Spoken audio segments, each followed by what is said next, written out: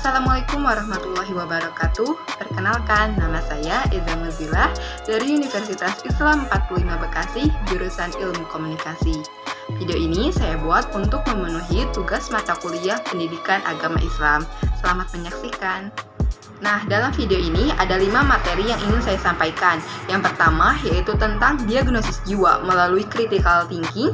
Yang kedua yaitu tentang komunikasi antara hamba dan Robnya. Yang ketiga yaitu tesis Nabi Ibrahim. Yang keempat yaitu model pembaruan Nabi Ibrahim. Dan yang terakhir yaitu ajaran nasionalisme dari Nabi Ibrahim.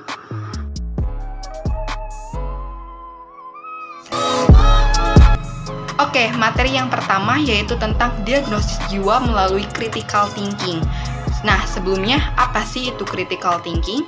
Critical thinking adalah proses berpikir yang aktif dan terampil dalam menyusun pemahaman tauhid dan mengenal sifat-sifat Allah yang telah dicontohkan oleh nabinya. Pada materi pertama ini, kita belajar untuk mengenal diri kita sendiri. Karena apa? Karena qala Nabi sallallahu alaihi wasallam, "Man arafa nafsahu faqad arafa rabbahu." Yang artinya, barang siapa yang mengenal dirinya, maka ia telah mengenal Tuhannya. Nah, proses pertama dalam mengenal diri kita sendiri yaitu kita harus paham apa sih tugas dan fungsi dalam penciptaan kita di alam dunia ini. Nah, untuk tugas dan fungsi penciptaan manusia di dunia ini yaitu sebagai khalifah yang membawa misi ilahiyah. Misi ilahiyah itu apa sih? Misi ilahiyah yaitu tugas manusia untuk beribadah kepada Allah Subhanahu wa Ta'ala. Setelah itu, kita mulai pahami fenomena yang terjadi di alam raya, di muka bumi ini, dan renungi bahwasanya segala yang ada di muka bumi ini bermanfaat untuk diri kita, dari mulai oksigen, tumbuh-tumbuhan, hewan, dan lain-lain. Setelah itu, kapan kita akan menjadi baik? Karena kematian itu ada di depan kita. Dalam mengenal diri sendiri, kita juga harus paham dari mana kita berasal. Nah, asal-usul manusia ini terdapat dalam surat Al-Mu'minun ayat 12-16, yang artinya, sesungguhnya manusia itu terbuat dari saripati yang berasal dari tanah. Kemudian kami jadikan saripati itu air mani yang disimpan dalam tempat yang kokoh yaitu rahim. Kemudian air mani itu kami jadikan segumpal darah, lalu segumpal darah kami jadikan segumpal daging, lalu segumpal daging kami jadikan tulang belulang. Lalu tulang belulang itu kami bungkus dengan daging, kami jadikan dia makhluk yang berbentuk lain, Maha Suci Allah, Pencipta yang Maha Baik. Kemudian sesudah itu sesungguhnya kamu sekalian akan benar-benar mati.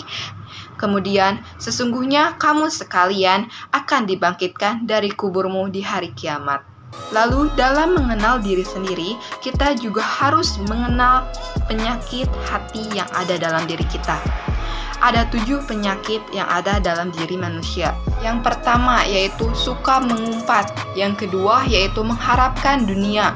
Yang ketiga yaitu sombong. Yang keempat yaitu ujub. Yang kelima yaitu hasud.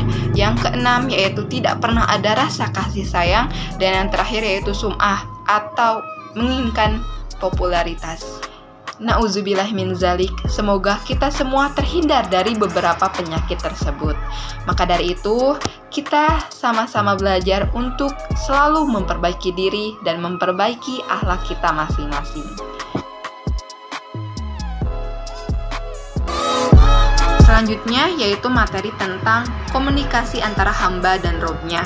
Untuk arti komunikasi itu sendiri adalah proses transfer pesan kepada pihak lain dan pesan yang disampaikan itu sesuai dengan apa yang diterima. Di sini contoh peristiwa komunikasi dengan Allah yaitu Allah melalui contoh nabinya melatih manusia untuk berkomunikasi dengan Allah melalui sholat. Allah memberi pesan melalui malaikat Jibril. Nah, wujud dari pesannya itu adalah ajaran tauhid yang ada dalam Al-Quran. Nah, untuk media penyampaiannya itu adalah hasil ciptaannya. Dan untuk objek penerima pesannya itu adalah Rasulullah SAW. Setelah itu kita sebagai manusia. Oke, jika dikaitkan dengan materi yang pertama yaitu tentang critical thinking, maka prosesnya seperti ini. Kita bertafakur. Setelah itu, kita akan mengenal diri kita sendiri. setelah kita mengenal diri kita sendiri, kita akan mengenal Allah. Dan setelah kita mengenal Allah, kita akan selalu senantiasa berkomunikasi dengannya, yaitu dengan sholat, zikir, berdoa, seperti itu. Oke, materi yang ketiga yaitu tentang tesis Nabi Ibrahim.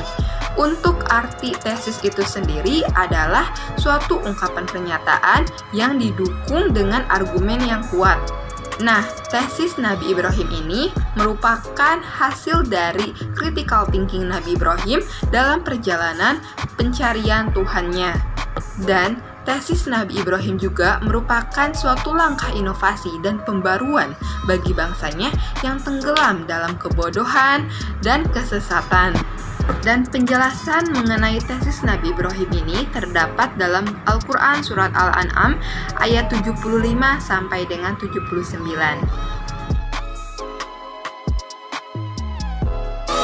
Dan untuk selanjutnya yaitu materi yang keempat tentang model pembaruan Nabi Ibrahim. Untuk pembaruan Nabi Ibrahim ini dijelaskan dalam Al-Quran Surat Al-Anbiya ayat 58 sampai dengan 68, yang mana misi Nabi Ibrahim adalah membangun karakter bangsanya agar sejalan dengan misi ilahiyah. Perbaikan pertama yang dilakukan Nabi Ibrahim yaitu di lingkungan terdekatnya, yakni keluarganya, khususnya bapaknya sendiri sebagai tokoh pembuat berhala. Kemudian proses dan tahapan pembaruan yang dilakukan Nabi Ibrahim itu pertama kalinya dimulai dari diri sendiri. Setelah dari sendiri yaitu keluarga, setelah dari keluarga yaitu masyarakat, setelah dari masyarakat yaitu bangsa dan negara. Oke, selanjutnya yaitu materi yang terakhir, materi yang kelima, yaitu tentang ajaran nasionalisme Nabi Ibrahim. Nah, nasionalisme di sini dapat dipahami sebagai salah satu pemahaman yang menjadikan satu kesatuan sebuah bangsa dengan mewujudkan tauhid bagi sekelompok manusia. Dan pembelajaran yang dapat kita ambil dari Nabi Ibrahim yaitu kita harus senantiasa selalu bersabar, bersyukur, dan ridho atas apa yang dikehendaki oleh Allah Subhanahu wa Ta'ala. Dan paling penting adalah kita sama-sama belajar untuk selalu mendekatkan diri kepada Allah, selalu meningkatkan kualitas ibadah kita. Nah, itulah 5 materi yang terdapat dalam mata kuliah Pendidikan Agama Islam. Sekian yang dapat saya sampaikan. Mohon maaf apabila terdapat kesalahan dan kelebihan dalam video ini. Dan terakhir, wassalamualaikum warahmatullahi wabarakatuh.